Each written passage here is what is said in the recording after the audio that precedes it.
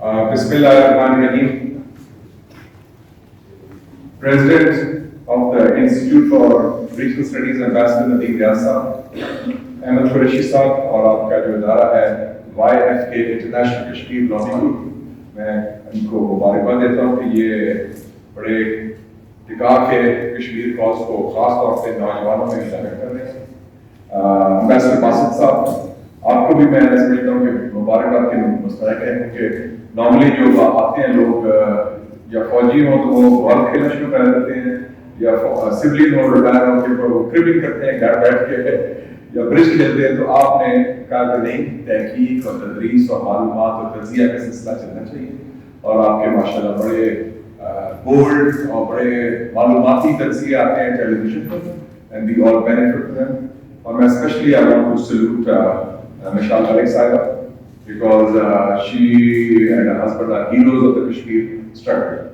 और अभी इन्होंने फोटो दिखाई है यासीन मलिक साहब की, तो मुझे देख के बड़ा घबराहट होगी, क्योंकि उनकी जो हालात है, तिहाड़ जेल में जुल्म हो रहा है और बड़ी ज्यादती हो रही है, और आपको भी और आयशा जलील साहबा मोस्ट वेलकम अभी बताया है, और मुझे बड़ी खुशी हुई है। सो पहले तो मैं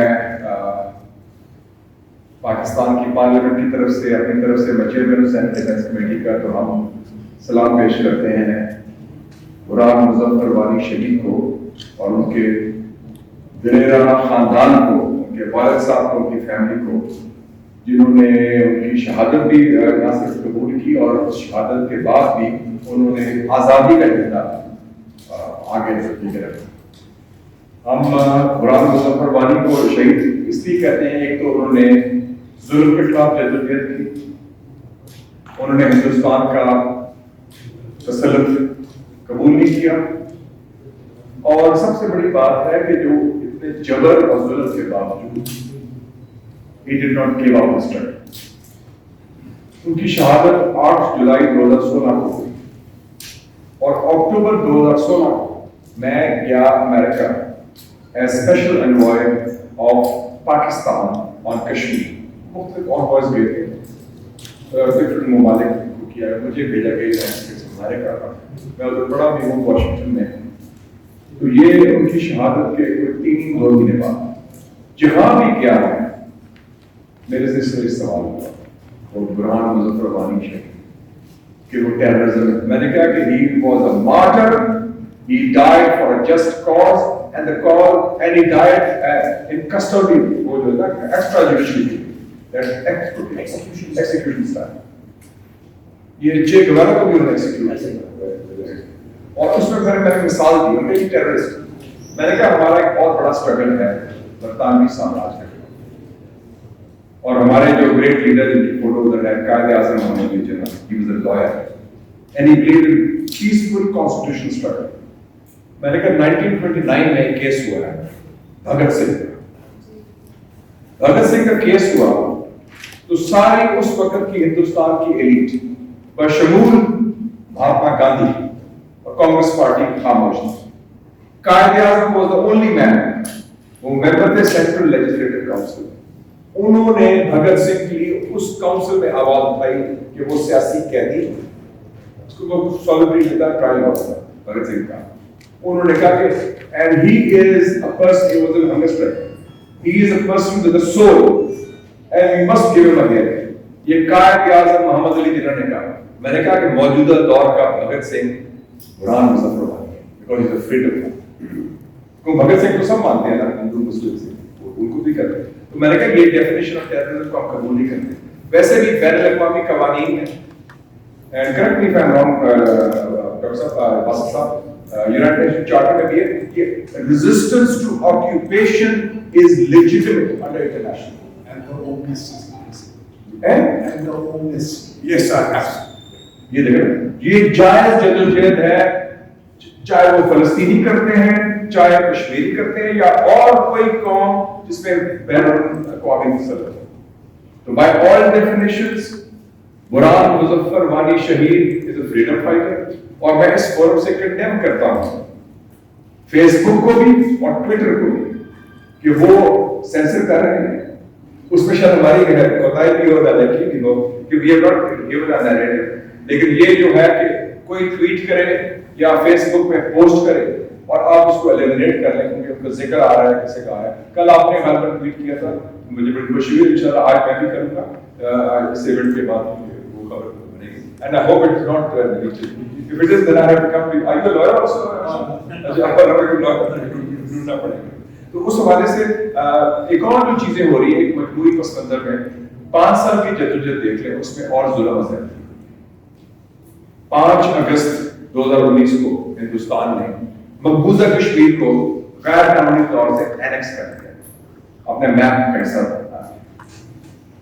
اس کے باوجود پھر ایک سب سے بڑا دنیا کا طویل لاک ڈاؤن ہوا ہے, اور یہ کووڈ لاک ڈاؤن نہیں ہے.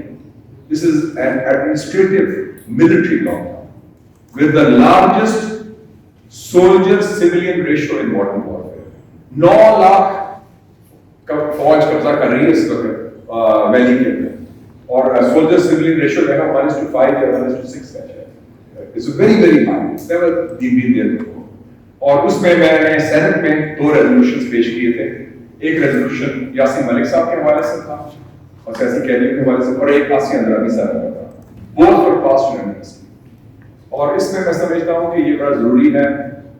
یاسین ملک صاحب, آسیہ اندرانی صاحبہ, آسیہ اندرانی کے میاں ہیں ڈاکٹر قاسم پختو, وہ جیل میں ہیں, اور ان کی کتاب ابھی آئی تھی بان, وہ ہم نے لانچ کروائی کشمیر ہاؤس میں تھا اس میں جولائی سے, اور اس میں پریزیڈنٹ آزاد کشمیری موجود ہیں. اور اس حوالے سے خاص طور پہ ہمیں ایک سسٹمیٹک اور سسٹین کیمپین کرنا پڑے گا, کیونکہ یہ وہ سیاسی قیدی ہیں جنہوں نے کبھی بندوق نہ دیکھی کبھی نہ کھائی. یاسین ملک صاحب use non violence.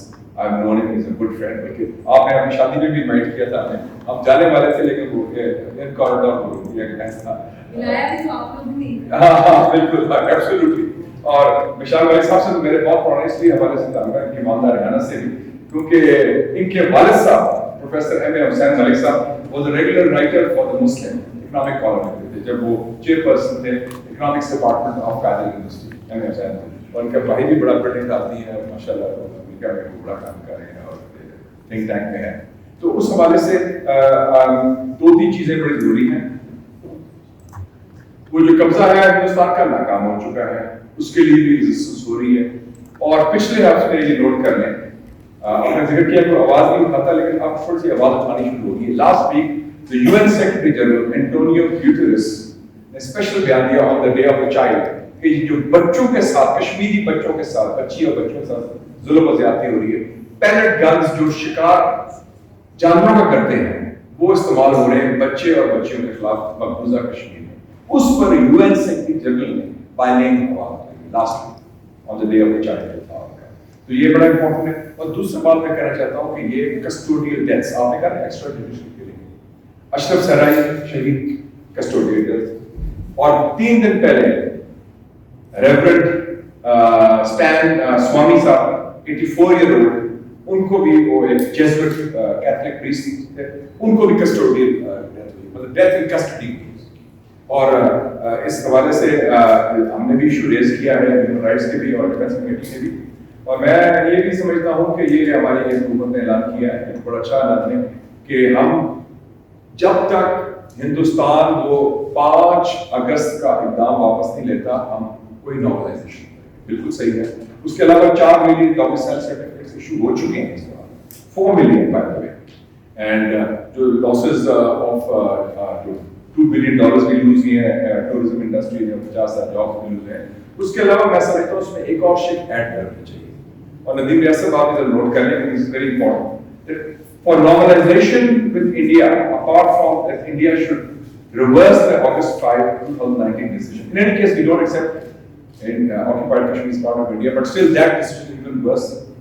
The other thing is it should be linked with the release of political prisoners, especially Yassin Malik Sahab, Asiya Andrabi Sahaba. Asiya Andrabi Sahaba کے 2 اور خواتین colleagues بھی ہیں, وہ بھی اندر ہیں ان کے ساتھ, اور قاسم پختو صاحب اور other political prisoners. علی گیلانی صاحب ہاؤس ریسٹ میں ہیں, میر وائز عمر فاروق صاحب ہاؤس ریسٹ میں ہیں. لیکن جو تہاڑ جیل میں جو اس قسم کی عزیز ہیں ان کا کوئی جرم نہیں ہے ایکسپٹ دیٹ وہ کلمہ حق کہہ رہے ہیں. اٹ شوڈ بی نارملائزیشن جو ہے معمول کے تعلقات لانے میں, تو اس کو اس سے منسلک کیا جائے. یہ ضروری ہے کیونکہ جو مقبوضہ کشمیر کے سیاسی قیدی ہیں ان کی کوئی آواز نہیں ہوتا. And we are their voice, and we have to be their voice. And this has to be a systematic campaign. اور پریشر میں آپ کو ریکویسٹ کروں گا کہ this campaign should be on a systematic, sustained basis. And we in the parliament are there to facilitate you, help you, assist you. جہاں ہمیں موقع ملتا ہے. میں جب لاسٹ گیا تھا نومبر 2019 میں یورپین پارلیمنٹ, اس میں کوئی 22-25 تھے یورپین پارلیمنٹ کے ممبرز, ان سے بھی یہ بات میں نے کی تھی political prisoner of occupied Kashmir. اور پھر ہم 2019 میں میرے ساتھ شاہ محمود قریشی صاحب کو میں لے کے گیا تھا as chairman of foreign affairs committee اور international Kashmir conference British parliament, وہاں بھی ہم نے بات کی تھی. کیونکہ یہ سب سے کشمیریوں کو ہے مظلوم اور محکوم, لیکن جو سیاسی قیدی ہیں ان کی فیملیز جو سفر کر رہی ہیں وہ بہت ضروری ہے اس کو آگے لے کے چلنا, اور خاص طور پہ جو ینگ بوائز اینڈ گرلز جو سفر. سو اس کاز کو آپ پورا سپورٹ کرتے ہیں. And I want to tell you that we will be your voice in the parliament. We already are resolutions pass kiए, लेकिन we have to go beyond that. And I think there has to be a campaign. और इसमें think tanks can play an important role, parliamentarians and opinion leaders like Basit साहब, आपकी बड़ी माशाल्लाह आवाज़ है और लोगों की भी है. और सब आपको I can still see Ahmed Quraishi साहब as fire as very माशाल्लाह is ready to. Where your job is and let's get cracking. Your footsteps. Well, we are ready and I believe teamwork and homework we all work together to this cause. اور میں سمجھتا ہوں کہ یہ institute of legal studies نے بڑا اچھا کام کیا کہ آج کے دن ہم نے ریکگنائز بھی کیا ان کی شہادت کو, ان کو خراج تحسین بھی پیش کیا, اور ہم نے یہ بھی عزم کیا کہ ان کا جو کاز ہے, جو کشمیر کا کاز ہے, کشمیر کی آواز ہے, اور دوسرے سیاسی قیدی ہیں جن سے ظلم زیادتی ہوئی, ان کو ہم انشاءاللہ آگے لے کے چلیں. تو thank you very much, thank you so much.